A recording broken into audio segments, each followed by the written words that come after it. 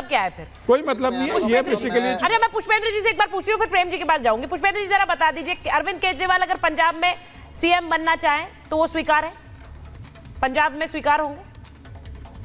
सुचरिता जी, पहली बात तो ये कि बिल्कुल फिक्टिशियस सवाल है और अच्छा, ये सवाल आप मीडिया की ओर से आया है। आप कांग्रेस प्रवक्ता बैठे हैं, कांग्रेस प्रवक्ता खुद मना कर रहे हैं आपको, तो अब इससे बड़ी बात क्या हो सकती है? वो खुद इनकार कर रहे हैं कि ऐसी कोई बात नहीं है। केजरीवाल जी सीएम बने या ना बने इस पर तो कांग्रेस कुछ नहीं कह सकती ना, उस पर तो आप ही बोलेंगे। केजरीवाल जी सीएम पंजाब के मैं बनते बता हैं, रहा हूं इस ना, पर तो आप ही सीएम बोल वहां सकते हैं। हमारे भगवंत मान जी बहुत अच्छा काम कर रहे हैं। सुचरिता जी, मैं यही आपको बता रहा हूं, भगवंत मान जी बहुत बेहतरीन काम कर रहे हैं, पंजाब के लोगों के लिए काम कर रहे हैं। इतना अच्छा काम कर रहे हैं। लोकसभा में कितने जीते आपके? 13 में से कितने सांसद जीते? सिर्फ 3 सांसद जीते, कांग्रेस के 8 जीते हैं। सवाल ही गलत है। इतना अच्छा काम कर रहे हैं भगवंत मान ने। जब पंजाब चुनाव, विधानसभा चुनाव हो रहा था, तब भी ये अफवाह उड़ाई जा रही थी कि पंजाब में मैंडेट मिलते ही दिल्ली से मुख्यमंत्री आ जाएगा, अरविंद जी बन जाएंगे, फला 10 नाम चला रहे थे आप सर। लोकसभा में कितने सीट जीते आप ये तो बता दीजिए। भगवंत मान जी मुख्यमंत्री हैं, मजबूत मुख्यमंत्री हैं, बहुत बढ़िया काम कर रहे हैं पंजाब में, वहां कोई दिक्कत नहीं है। हाँ। अब सब हमको जिम्मेदारी यहाँ दिल्ली में जो मिली है, जनता ने हमको जिम्मेदारी दी है कि आप विपक्ष में बैठिए और जो भारतीय जनता पार्टी ने वादे किए हैं दिल्ली की जनता से, वो चाहे यमुना साफ करने का हो, चाहे ऑटो वालों का 10 लाख बीमा कराने का हो, चाहे यहाँ पे बहुत सारे जो वादे किए हैं, महिलाओं को 2500 रुपए देने की बात की हो, तो वो सारे वादे कैसे पूरे होंगे? 1000 रुपए का वादा कब पूरा करेंगे? 1000 रुपए देने भाई यहाँ समीर जी पूछ रहे हैं पंजाब वाले वादे तो पूरे कर दीजिए पहले, फिर और अगर दिल्ली ये पर नहीं सवाल करेंगे तो उठाइए। हम 1000 रुपए महीना मांग रही है वहां पर जी पंजाब में अच्छा, ठीक है, मैं महिलाएं। एक बड़ी खबर बता रही हूँ। बीजेपी नेता जगदंबिका पाल ने आम आदमी पार्टी पर निशाना साधा है। उन्होंने कहा पंजाब में गवर्नेंस नाम की कोई चीज नहीं है, पंजाब में लोगों को वेतन देने के पैसे तक नहीं है। आम आदमी पार्टी दिल्ली की तरह पंजाब में भी हारेगी, ये कह रहे हैं सांसद जगदंबिका पाल। पंजाब में गवर्नेंस नाम की कोई चीज नहीं रही है। अब ये बड़ा क्लियर है कि दिल्ली के बाद फोकस पूरी तरह से पंजाब हो गया है। आम आदमी पार्टी दिल्ली नहीं संभाल पाई है, अब क्या पंजाब संभाल पाएगी? प्रेम शुक्ला जी, मुझे लग रहा है कि दिल्ली में जिस तरह से दरारें पड़ी, आम आदमी पार्टी की एक सर रुखसती हुई है, अब बहुत से लोग आप अपना बता दीजिए, क्योंकि वहां तो कांग्रेस वाले कह ही रहे हैं कि हमारे संपर्क में हैं विधायक। पंजाब में भी अब जो पॉसिबिलिटीज हैं उन्हें तलाशने की कोशिश हो रही है।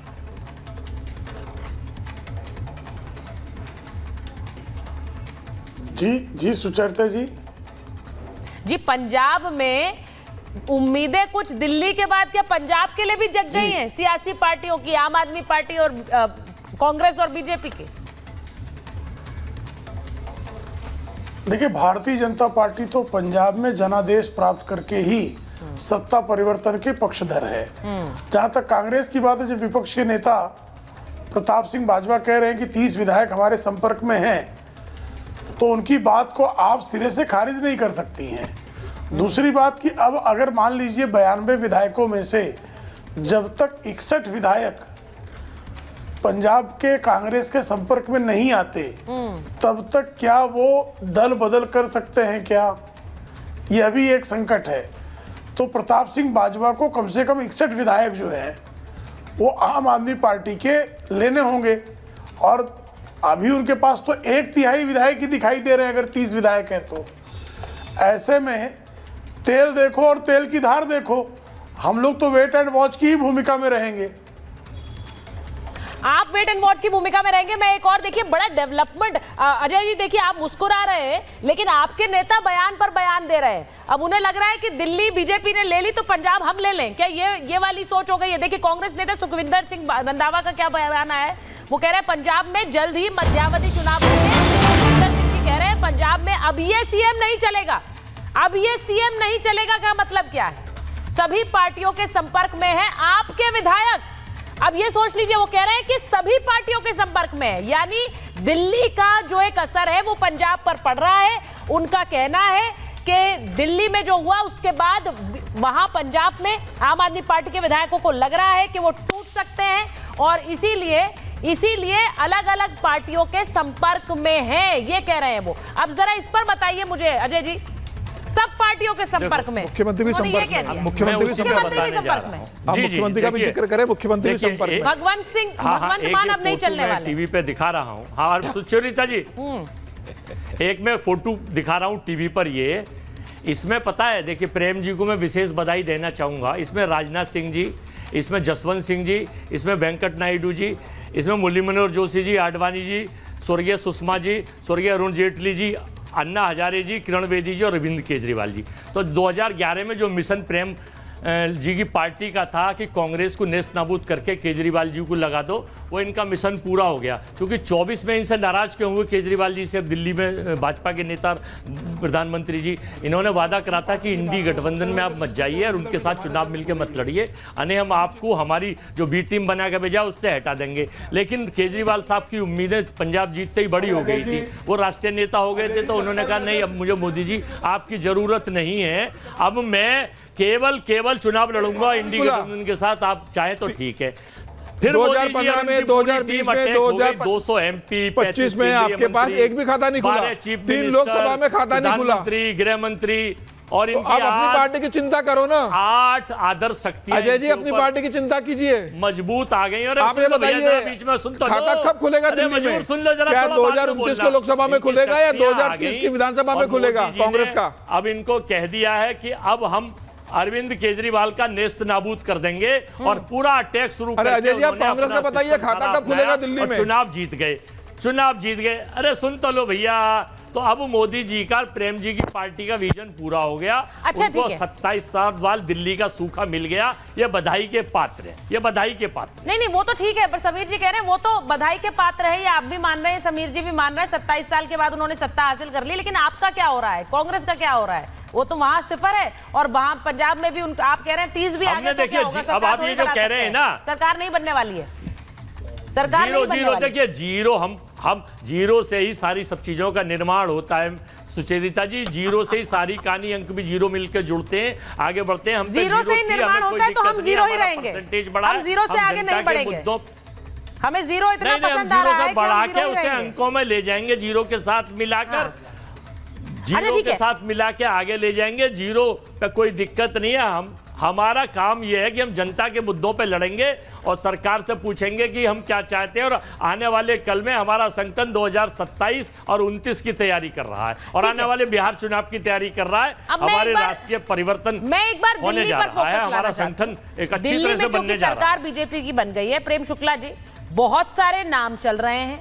लोग कह रहे हैं कोई प्रवेश वर्मा बनना चाहिए क्योंकि उन्होंने अरविंद केजरीवाल को हराया, कोई कह रहा है कि महिला सीएम बन सकती है इस बार, क्योंकि दिल्ली में महिला सीएम के अंडर काम दिल्ली अच्छा करती रही है, ये इतिहास कहता है। पार्टी क्या कहती है, फैसला कब होगा? देखिए सुचरिता जी, मैं सबसे पहले अजय वर्मा जी का अभिनंदन करना चाहता हूं कि डबल हैट्रिक जीरो बनाने की के बावजूद अजय जी का जो साहस है वो अभिनंदनीय है कि लगातार जीरो पर आउट होने के बावजूद भी उन्हें जो है दिल्ली में कांग्रेस के पुनरुत्थान की अपेक्षा है। बिहार में वो बेचारे राष्ट्रीय जनता दल के दुम बनकर अपना दम बरकरार रखने के भ्रम में हैं, उसके बावजूद वो बिहार के चुनाव की दुहाई दे रहे हैं। तो इनका जो साहस है वो निश्चित तौर पर काबिले तारीफ है। दूसरी बात, आपका जो प्रश्न है, भारतीय जनता पार्टी में मुख्यमंत्री के निर्वाचन की निर्धारित नीति है। हमारे यहाँ विधायक दल की बैठक होगी, विधायकों से विमर्श के आधार पर नेतृत्व मुख्यमंत्री का निर्णय लेगा। इतना निश्चित समझें कि मुख्यमंत्री जो है वो दिल्ली के विकास के लिए समर्पित रहने वाला मुख्यमंत्री होगा।